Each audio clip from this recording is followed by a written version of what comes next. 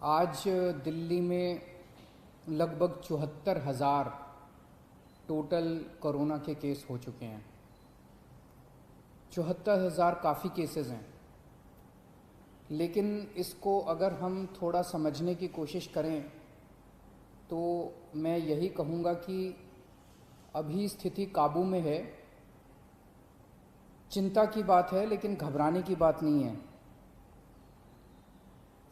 कुछ दिन पहले तक हम लोग लगभग 5 से 6 हज़ार टेस्ट रोज़ किया करते थे। जब हम 5 से 6 हज़ार टेस्ट रोज़ कर रहे थे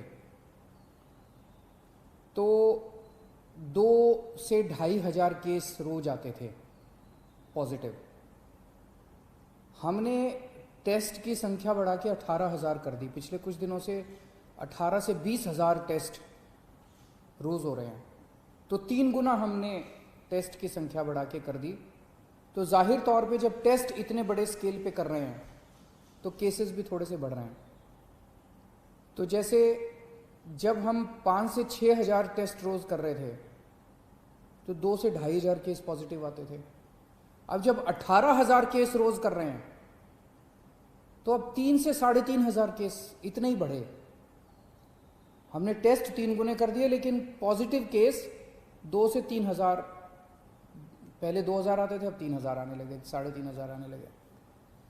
तो जाहिर तौर पे मान लीजिए कल हम 1 लाख, 2 लाख, 3 लाख टेस्ट करेंगे तो केसेस थोड़े से ज़्यादा आएंगे।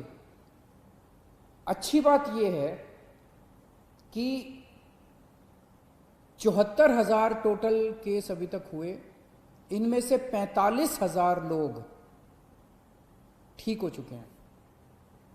तो लोग बड़ी तेजी से जल्दी जल्दी ठीक हो रहे हैं। ज़्यादा टेस्ट करने की वजह से ज़्यादा संख्या बढ़ती हुई दिख रही है, लेकिन लोग ठीक बहुत तेजी से हो रहे हैं। 2400 के करीब टोटल लोगों की अभी तक मौत हुई है दिल्ली में। आज की डेट में 26,000 टोटल पेशेंट हैं। अभी कोरोना के 26,000 टोटल पेशेंट हैं। उन 26,000 में से केवल 6,000 हॉस्पिटल में हैं, बाकी सब अपने घर पे अपना इलाज करा रहे हैं। बाकी सारे पेशेंट माइल्ड, थोड़ा बुखार है, थोड़ी खांसी है, ऐसे ही हैं। 6,000 पेशेंट अस्पतालों के अंदर हैं। मैं पिछले कुछ दिन का डेटा देख रहा था। 19-20 तारीख के बाद से, आज 26 तारीख हो गई ना, पिछले एक हफ्ते में टोटल बेड की संख्या, जो बेड पे पेशेंट सभी हैं, जो बेड्स ऑक्यूपाइड हैं, वो लगभग 6,000 के करीब रही है। मतलब कभी किसी दिन 6,000 है, किसी दिन 6100 बेड है, किसी दिन 6200 है, किसी दिन फिर 6100 आ जाती है, किसी दिन फिर 6150 हो जाती है।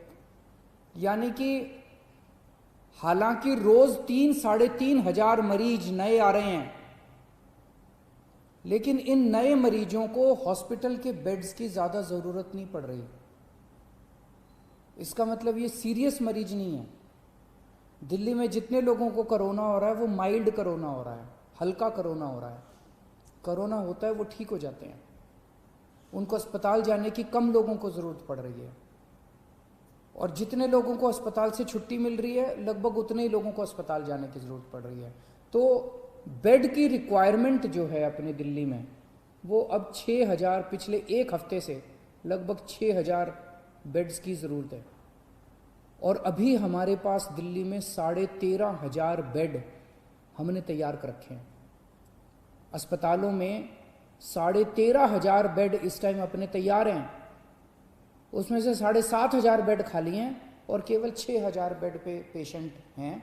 और ये 6,000 बेड पिछले एक हफ्ते से लगातार कांस्टेंट आ रहा है। मुझे ऐसा लगता है कि आने वाले समय में अगर ज़रूरत पड़ी तो शायद हो सकता है आईसीयू के बेड की ज़रूरत पड़े। अब हमें लोगों की जान बचाने के लिए हो सकता है आईसीयू के बेड बढ़ाने पड़े। तो हम दोनों ही कर रहे हैं। हालांकि हमने आज 13,500 बेड हमारे पास है, 7,500 बेड खाली हैं, फिर भी आज हमने कैबिनेट करी थी, कैबिनेट में हमने बुराड़ी के अस्पताल में 450 बेड और बढ़ाने की परमिशन दे दी, उसका पैसा सैंक्शन कर दिया। दिल्ली के बैंक्वेट हॉल्स के अंदर, अभी आप लोगों ने अखबारों में पढ़ा होगा, मैं परसों गया था, एलएनजेपी हॉस्पिटल के सामने एक बैंक्वेट हॉल है, उस बैंक्वेट हॉल के अंदर 100 बेड का हमने इंतजाम किया है। ऐसे दिल्ली के जगह जगह बैंक्वेट हॉल्स के अंदर हम बैंक्वेट हॉल को अस्पताल के साथ जोड़ देंगे। उस बैंक्वेट हॉल में हम बेड, दिल्ली के कई सारे बैंक्वेट हॉल्स में बेड्स का इंतजाम कर रहे हैं। तो हम हाथ पे हाथ धर के नहीं बैठे।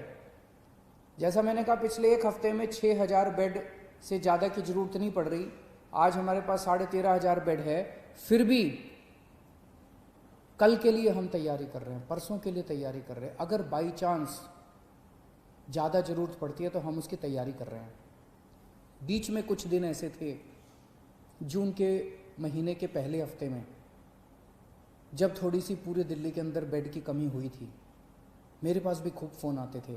रात रात भर में लोगों के फ़ोन अटेंड करता था, उनके लिए बेड का इंतज़ाम करता था, इस अस्पताल में, उस अस्पताल में। अब स्थिति कंट्रोल में है। अब काफ़ी होटलों के अंदर हमने पिछले 10 दिन में लगभग 3,500 बेड्स का इंतजाम किया होटलों के अंदर, उनको हमने अस्पतालों से अटैच कर दिया। इस वजह से बेड्स इतने बढ़ गए हैं। और अब आने वाले टाइम में बैंक्वेट हॉल में बेड्स लेंगे, बुराड़ी अस्पताल तैयार हो जाएगा, और भी कई सारे स्टेप्स उठा रहे हैं। साथ में आईसीयू के अंदर बेड्स बढ़ा रहे हैं, जीटीबी हॉस्पिटल में, राजीव गांधी हॉस्पिटल में और एलएनजेपी में। इन तीनों के अंदर आईसीयू के बेड्स की बहुत बड़े स्तर के ऊपर हम मात्रा बढ़ाने जा रहे हैं, ताकि अगर सीरियस मरीजों को ज़रूरत पड़े तो उसकी हमारी तैयारी होनी चाहिए। मौत के अंदर कोरोना से लोग, अगर कोरोना, पहली बात तो भगवान करे कोरोना हो ही ना आपको, अगर कोरोना हो भी जाए तो आप सही सलामत ठीक हो जाएं। कोरोना की वजह से मौत नहीं होनी चाहिए। उसे रोकने के लिए, उसे कम करने के लिए हमने 2 बहुत महत्वपूर्ण कदम उठाए हैं। एक तो है प्लाज्मा थेरेपी। आपने सुना होगा, कुछ दिन पहले मैं प्लाज्मा थेरेपी का जिक्र किया करता था। दिल्ली पहला राज्य था पूरे देश में जहां प्लाज्मा थेरेपी को हम लोगों ने बड़े उत्साह के साथ शुरू किया। हमने इसके ट्रायल किए, एलएनजेपी अस्पताल में इसके ट्रायल हुए। 29 केसेस के ऊपर ट्रायल किए गए और उनके नतीजे बहुत अच्छे आए। उन नतीजों को फिर हमने केंद्र सरकार में सबमिट किया। अब हमें 200 और पेशेंट्स के ऊपर प्लाज्मा थेरेपी करने की इजाज़त मिली है।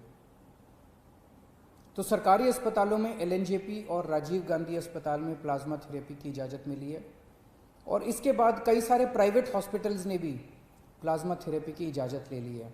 कई सारे प्राइवेट हॉस्पिटल्स भी इस टाइम प्लाज्मा थेरेपी कर रहे हैं। इसके नतीजे ये दिखाते हैं कि अगर कोई मॉडरेट पेशेंट है, अगर कोई बहुत सीवियर पेशेंट है, वेंटिलेटर पे है, मल्टी ऑर्गन फेलियर हो चुका है, ऐसे पेशेंट्स को तो शायद प्लाज्मा थेरेपी से बचा पाना मुश्किल हो, लेकिन जो लोग अभी, जिनकी हालत ज़्यादा बिगड़ी नहीं है, उनको अगर दिया जाए तो उनकी हालत को आगे बिगड़ने से रोका जा सकता है इससे। ऐसा अभी तक के नतीजों ने दिखाया है। तो प्लाज्मा थेरेपी के ज़रिए हमारी उम्मीद है कि हम मौत को कम करने में शायद सफल हो पाएँ। एलएनजेपी अस्पताल के नतीजे ये दिखाते हैं। एलएनजेपी अस्पताल में पहले डेली जितनी मौत होती थी, आज उससे आधी से भी कम हो गई हैं पिछले कुछ दिनों में, जब से प्लाज्मा थेरेपी शुरू किया। तो हमें उम्मीद है कि आने वाले समय में इससे हम इसको कम कर पाएंगे। दूसरी चीज़,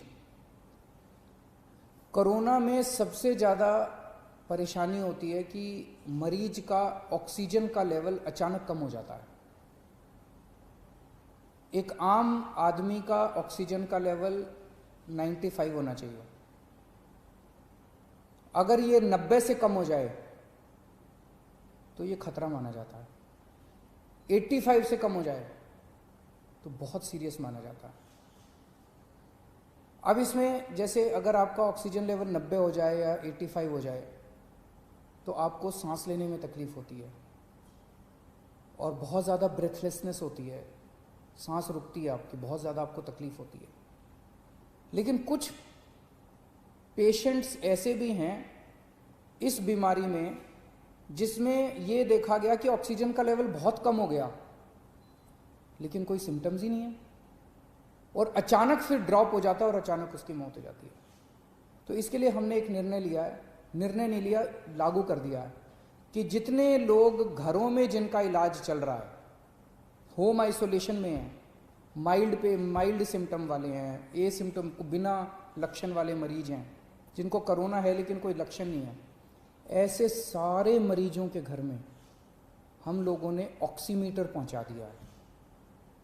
हो सकता है कुछ एक बच्चे हों लेकिन लगभग सारे, मेरे को बताया गया कि लगभग सारे मरीजों के घर में ऑक्सीमीटर हम लोगों ने पहुंचा दिया। ये ऑक्सीमीटर आपका सुरक्षा कवच है। जिन जिन लोगों को ऑक्सीमीटर मिला है, कोशिश करके हर घंटे 2 घंटे में एक बार ऑक्सीजन नाप लेना। बड़ी आसान होता है, उंगली में लगा के आप ऑक्सीजन आधे मिनट में नाप सकते हो। अगर आपका ऑक्सीजन लेवल 94 के नीचे आ जाए, आप तुरंत हमें फ़ोन कर देना, आपके घर पे ऑक्सीजन इमरजेंसी में भिजवा देंगे और ज़रूरत पड़ेगी तो आपको अस्पताल में एडमिट कर देंगे। तो ये ऑक्सीमीटर आपका सुरक्षा कवच है। आप अगर ऑक्सीजन अपनी नापते रहोगे तो उम्मीद करते हैं कि फिर आप ठीक रहोगे। मैंने कल एक मरीज हैं जिनका घर में इलाज चल रहा है, कानन साहब, उनसे फ़ोन पे बात की थी मैंने। उनसे मैंने पूछा कि ऑक्सीमीटर मिल गया, वो उनको मिल गया, वो कह रहे हैं बहुत खुश हैं वो। मैं एक बार ही आपको वो वाली उनसे जो मेरी बातचीत हुई वो मैं सुनाना चाहता हूँ। हेलो। हाँ कानन साहब। हाँ सर। हाँ अरविंद केजरीवाल बोल रहा हूँ, कैसे हैं? नमस्ते सर, बिल्कुल ठीक हूँ सर। बिल्कुल ठीक है। कोरोना है हाँ ना सर। आपको? हाँ कोरोना है सर, पर अभी बिल्कुल ठीक हूँ, कोई प्रॉब्लम नहीं है सर। मैं कोई सिम्टम नहीं है? नहीं है सर। हाँ तो इसमें कोरोना में ना एक चीज सबसे ज्यादा ध्यान रखनी पड़ती है, वो है ऑक्सीजन लेवल। तो जैसे अपना ऑक्सीजन सेचुरेशन लेवल 95 होना चाहिए, ओके। लेकिन अगर ये 95 से नीचे आता है, 90 से नीचे चला जाता है तो थोड़ा प्रॉब्लम होती है, खतरनाक हो जाता है। ओके 85 से और नीचे चला जाए तो और खतरनाक, बहुत ज्यादा खतरनाक हो जाता है। ओके। और इसमें कभी कभी पेशेंट्स को वैसे तो ऑक्सीजन लेवल नीचे जाता है तो ब्रेथलेसनेस होती है, सांस लेने में तकलीफ होती है, लेकिन ये बीमारी ऐसी है जिसमें कभी कभी पता ही नहीं चलता और कोई सिम्टम नहीं आते और ऑक्सीजन लेवल नीचे हो जाता है। ओके तो इसीलिए आप सब लोगों को हमने ये ऑक्सीजन मीटर, पल्स मीटर भेजा है। मिल गया आपको? हाँ सर, मिल गया सर हमको। नाप रहे हैं ना आप अपना ऑक्सीजन? बिल्कुल। हर 2-2 घंटे में नाप लिया करो, इसमें अचानक कई बार गिर जाता है ऑक्सीजन। ओके सर, तो ओके सर। कितना है अभी आपका ऑक्सीजन लेवल? मेरा जो है 97 के ऊपर है बहुत सर, अच्छा। 9760 ऐसा है सर। 97.6 है, बहुत अच्छा है। घर में कौन कौन है आपके? सर मम्मी है और वाइफ है, 2 बच्चे हैं सर। सबके आप अलग कमरे में रह रहे हो ना? हाँ जी हाँ जी हाँ तो जी। उनको तो नहीं होना चाहिए बिल्कुल। बिल्कुल सर, बिल्कुल। और खासकर मम्मी का ख्याल रखना, क्योंकि वो बुजुर्ग है ना, उनको हाँ। होने के चांसेस रहते हैं। ठीक है सर। और दिल्ली गवर्नमेंट से फोन आता है डेली आपको गाइड करने के लिए? रोज आता है सर मेरे को। रोज फोन आता है? अच्छा, वेरी गुड वेरी गुड। भगवान आपका भला करे, आप जल्दी ठीक हो, जल्दी स्वस्थ हो, ऐसी मैं कामना करता हूँ। हाँ sir, thank you sir, thank you. आपने मुझसे बात किया, मुझे बड़ा अच्छा लगा सर। थैंक यू कानन साहब। बाय। हेलो। हाँ तो आप लोगों ने बातचीत सुनी कानन साहब से। इस तरह के ढेरों मरीज हैं, जो हज़ारों मरीज हैं जो अभी तक घर में ठीक हो चुके हैं और जिनका अभी घर में इलाज चल रहा है, उनकी भी सेफ्टी के लिए हम कदम उठा रहे हैं और जो अस्पताल में आ रहे हैं उनकी भी इलाज के लिए कदम उठा रहे हैं। तो जो लोग बीमार हैं, भगवान से प्रार्थना करता हूँ जल्दी स्वस्थ हों, और जो लोग बीमार नहीं हैं, भगवान से प्रार्थना करता हूँ कि उनको कोरोना बिल्कुल ना हो। शुक्रिया।